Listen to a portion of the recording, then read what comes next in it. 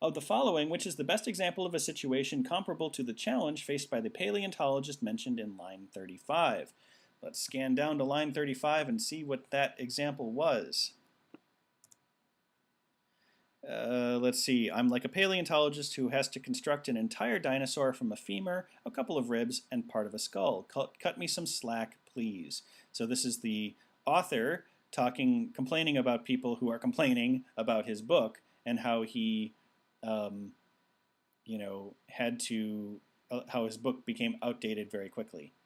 So the paleontologist is constructing a whole dinosaur, a whole thing out of a small bit of stuff. So choice A, a doctor trying to x-ray a bone with an x-ray machine. Well, that's using a machine for its intended purpose on its intended object. That doesn't sound like reconstructing something from a tiny source. An actor with a wealth of material prepared for an audition. Plenty of stuff.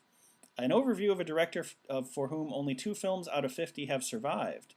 So if you're going to make an overview of a director and you only know 4% of his or her work, that's trying to reconstruct something out of very little. That's very tempting.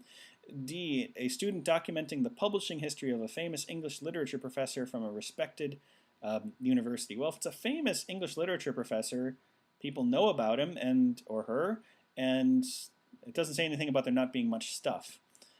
E, a bird building a nest in a tree. Birds don't have trouble doing that generally. So choice C is the one that's closest. The paleontologist is trying to reconstruct a whole dinosaur out of just some tiny bits. And that's what's happening in C.